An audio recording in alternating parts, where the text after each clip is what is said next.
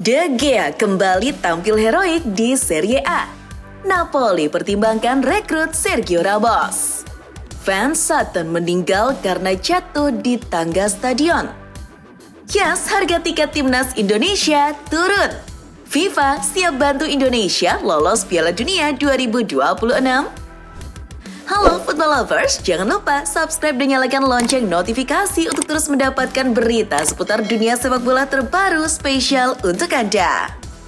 Hari ini order, besok langsung kirim kaos bola eksklusif merchandise Starting 11. Order sekarang, klik link di deskripsi.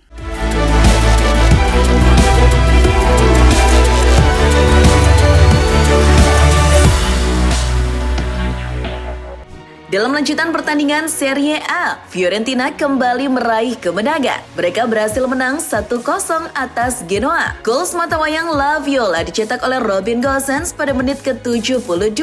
Hasil ini membuat Fiorentina merangsak keempat besar klasmen sementara, sedangkan Genoa masih tertahan di dasar klasmen. Hal serupa juga dialami AS Roma yang menang 1-0 atas Torino. Gol Paulo Dybala pada menit ke-20 jadi satu-satunya yang tercipta di laga ini. Tambahan 3 poin bikin Roma naik ke urutan 10 klasmen sementara, menempel Torino di peringkat 9. Di pertandingan lain, Como justru jadi bulan-bulanan Lazio usai kalah 1-5. Gol Lazio dicetak lewat brace Valentin Castellanos pada menit ke-28 dan 81, lalu Pedro di menit ke-31, Patrick di menit ke-71, dan Lom Shoana di penghujung laga. Sedangkan Como hanya membalas sekali melalui aksi Luca Masitelli di menit ke-53. Hasil ini bikin skuad asuhan Marco Baroni naik ke peringkat 5 klasmen sementara. Masih seputar Serie A, mantan penjaga gawang Manchester United David De Gea kembali suguhkan penampilan heroik. Dilansir Football Italia, saat menghadapi Genoa, De Gea melakukan 4 penyelamatan penting. De Gea pun membantu La Viola menang sekaligus mencatatkan clean sheet ketiganya di Serie A. Berkat performa menawannya, kiper asal Spanyol itu juga dianugerahi penghargaan Player of the Match di pertandingan tersebut. AC Milan kabarnya sudah mulai habis kesabaran dengan sang pelatih baru, Paulo Fonseca. Dilansir Football Italia, para eksekutif klub termasuk Zlatan Ibrahimovic sudah melakukan diskusi internal dengan Fonseca pasca kekalahan di kandang melawan Napoli. Mereka mendesak Fonseca untuk bisa memperbaiki performa tim di lapangan. Selain itu, mereka juga mengkritik keputusan sang pelatih yang kembali mencadangkan Rafael Leao. Jika tidak ada perubahan dalam beberapa pekan ke depan, maka pemutusan kontrak akan jadi jalan yang diambil oleh manajemen. Kabar mengejutkan justru datang dari kubu Napoli. Mengutip Foot Italia, Antonio Conte menekan pihak klub untuk mencarikan pemain belakang baru. Beberapa nama pun mulai masuk daftar pencarian. Dari mulai yang masih terikat kontrak hingga yang bebas transfer. Melalui Direktur Olahraga Napoli, Giovanni Mana, nama-nama seperti Stefan De Vrij dan Radu Dragusin telah masuk radar. Namun, jika Conte membutuhkan tambahan instan, Mana merekomendasikan Sergio Ramos. Sang pemain kini masih berstatus tanpa klub dan terbuka untuk bernegosiasi. Dari Italia, kita bergeser ke negeri asal The Stone Roses. Setelah dipecat dari Manchester United, beberapa orang terdekat Erik ten Hag membeberkan kondisi terkini sang pelatih. Dilansir The Sun, ten Hag ternyata pulang lebih cepat ke Belanda tanpa ditemani oleh istri dan anaknya. Ia memilih untuk menyendiri di kampung halamannya, Oldenzaal, Belanda. Di situ ia menemui orang tua dan keluarga besarnya. Ten Hag merasa sedang berada di titik terendah dan butuh motivasi dari orang-orang terkasih. Masih seputar kota Manchester City dikabarkan sedang berburu bek kanan kelas Wahid untuk menggantikan peran Kyle Walker yang akan hengkang dalam waktu dekat. Menurut Cut Offside, nama Achraf Hakimi jadi yang teratas dalam daftar pencarian City. Namun, mereka akan mendapat persaingan ketat dari Liverpool yang juga sedang mencari pengganti Trent Alexander-Arnold yang jadi incaran Real Madrid. Namun, belum tahu apakah PSG terbuka untuk menjual Hakimi atau tidak.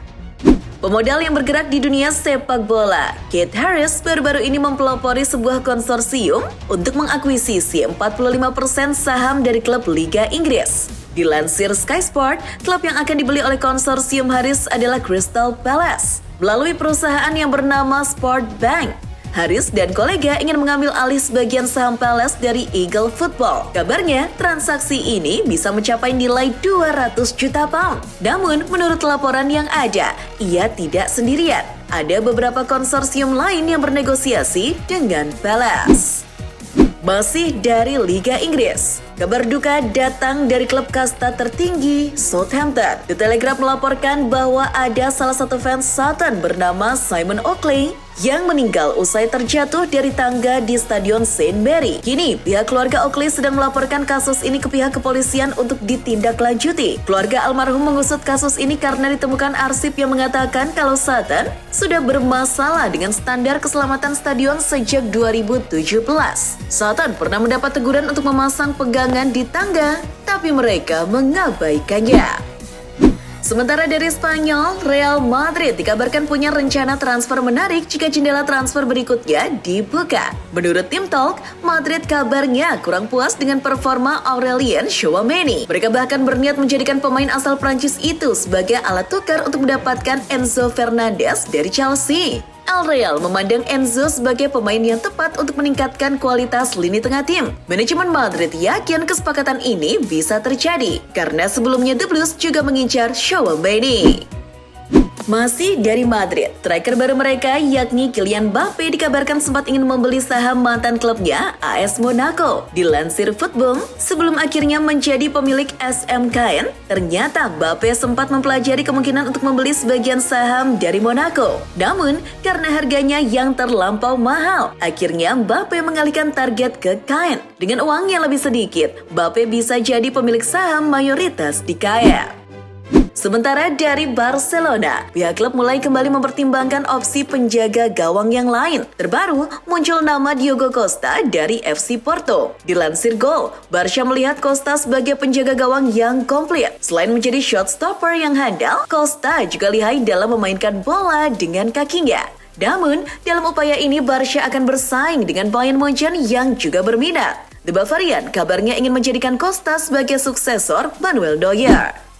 Setelah berkeliling Eropa, kini kita akan membahas sepak bola Asia. Yang pertama datang dari Arab Saudi, di mana Steven Gerrard dikabarkan dalam situasi yang sulit di Al-Ettifaq. Menurut The Sun, performa Al-Ettifaq di bawah asuhan Gerrard cukup mengkhawatirkan. Musim ini, mereka hanya bisa menang 3 kali dari 8 pertandingan awal Liga Arab Saudi. Bahkan Al-Ettifaq gagal menang dalam 5 pertandingan terakhirnya. Pihak klub pun berencana untuk memecatnya. Para fans juga curiga bahwa Gerrard hanya mau gajinya yang besar, tanpa memikirkan performa tim yang berantakan. Sementara dari Indonesia, PSSI baru saja merilis harga tiket pertandingan Timnas Indonesia versus Jepang dan Arab Saudi di kualifikasi Piala Dunia 2026. Menariknya, harganya mengalami penurunan jika dibandingkan dengan harga tiket melawan Australia kemarin. Dilansir TV One News, di laga melawan Australia, harga tiket termurah mencapai Rp250.000. Namun, kini harga tiket termurah untuk pertandingan melawan Jepang dan Arab Saudi turun jadi Rp240.000. Meski cuma turun Rp10.000, ini tetap jadi berita bagus bagi fans Indonesia. TV One News juga mengabarkan kalau PSSI akan minta bantuan ke FIFA untuk memuluskan laju Timnas Indonesia ke Piala Dunia 2026.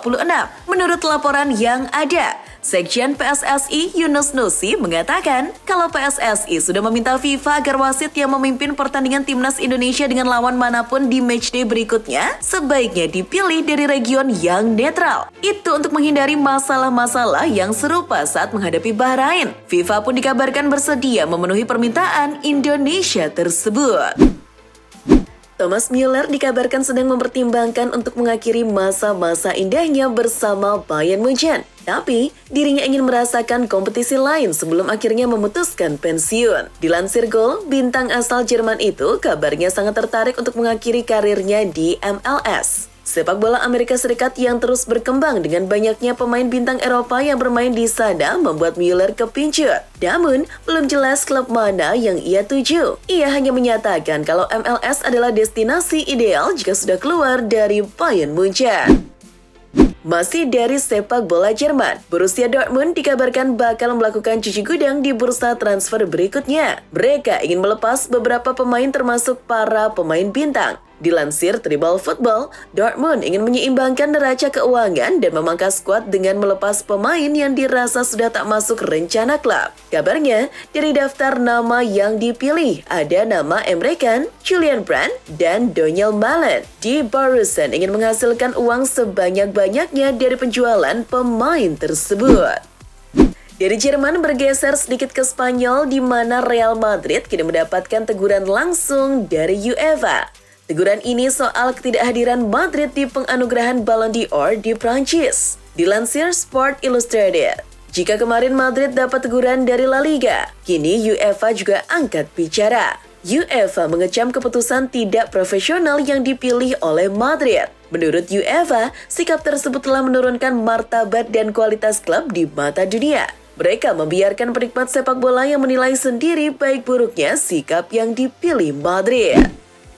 Sementara itu, Barcelona justru sedang sibuk soal perpanjangan kontrak beberapa pemainnya. Yang terbaru, Barca dilaporkan sedang mempersiapkan kontrak baru untuk sang penjaga gawang Iñaki Peña. Dilansir Tribal Football, Peña dinilai mampu tampil apik di saat Ter Stegen mengalami cedera. Namun, kontraknya akan berakhir tahun 2025 mendatang. Sejauh ini, memang belum ada rincian beberapa durasi kontrak baru Peña. Intinya, Barca ingin Peña bertahan lebih lama di Catalan.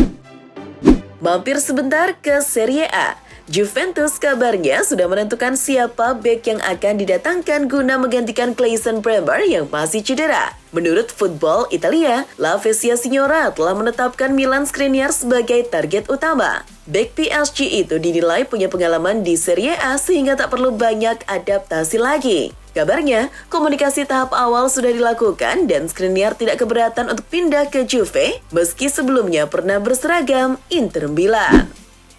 Lanjut ke sepak bola Inggris. Pep Guardiola baru saja mengungkapkan fakta yang mengejutkan di balik kekalahan Manchester City atas Manchester United di final Piala FA 2024. Mengutip cuitan Fabrizio Romano, saat itu Pep mengaku kalau pemainnya memang dalam keadaan tidak fit 100%. Bahkan, pelatih asal Spanyol tersebut membeberkan kalau beberapa pemain tampil dengan keadaan setengah mabuk. Itu karena sebelumnya mereka berpesta merayakan gelar juara Liga Inggris keempat secara beruntun. Mantan penggawa Manchester United, Anthony Martial baru saja melakoni debutnya bersama klub Yunani AEK Athens. Sayang, debutnya justru berakhir dengan mimpi buruk. Ia dikritik habis-habisan oleh media Yunani. Dilansir Goal, Martial dianggap sebagai pemain bintang yang mampu mendongkrak performa tim. Namun, debutnya justru menyisakan rasa kecewa bagi para fans. Penampilannya di laga melawan PAOK jauh dari harapan. Ia hanya menyentuh bola sebanyak 4 kali dan sering kalah duel. Media-media Yunani pun langsung menjadikannya headline utama. Beralih ke kabar internasional, UEFA dikabarkan telah menyiapkan dana besar untuk perkembangan sepak bola wanita Eropa. Dilansir ESPN, hasil rapat di Swiss, UEFA mengumumkan telah menyiapkan dana sekitar 1 miliar euro untuk mengembangkan semua level sepak bola wanita dalam 6 tahun ke depan. Dengan dana sebanyak itu, tujuan UEFA adalah menjadikan sepak bola sebagai olahraga yang lebih melekat pada kaum hawa, serta jadi olahraga yang paling banyak dimainkan oleh wanita dan anak perempuan di seluruh negara Eropa. Kemajuan kualitas dan materi pemain timnas Indonesia di era Sintayong memancing salah satu legenda hidup tim nasional, Roci Putirai, untuk berkomentar. Dilansir Bola.com, pemain yang dikenal dengan gaya nyentriknya itu merasa generasi terkini dari skuad Garuda beruntung sebab mereka memiliki pelatih hebat seperti Sintayong. Menurutnya, Sintayong adalah pelatih yang sangat detail, terutama dalam menyusun program latihan untuk skuad asuhannya. Roci menjelaskan bahwa setiap menu latihan yang diberikan oleh STY di timnas pasti memiliki manfaat. Tinggal bagaimana para pemain bisa menyerapnya atau tidak. Bola Okezon melaporkan bahwa Sintayong akan mencoret 3 pemain jelang menghadapi Jepang dan Arab Saudi di pertengahan November nanti. Salah satunya adalah Asnawi Mangkualam. Menurut laporan yang ada, Asnawi mengalami cedera setelah memperkuat Port FC pada 20 Oktober 2024. Dirinya mengalami cedera hamstring dan harus menjalani pemulihan selama kurang lebih 4 minggu. Menurut situs Transfer Market, Asnawi diperkirakan bakal pulih pada 11 November mendatang. Tapi akan cukup riskan jika memaksakan Asnawi untuk main di laga melawan Jepang 4 hari kemudian.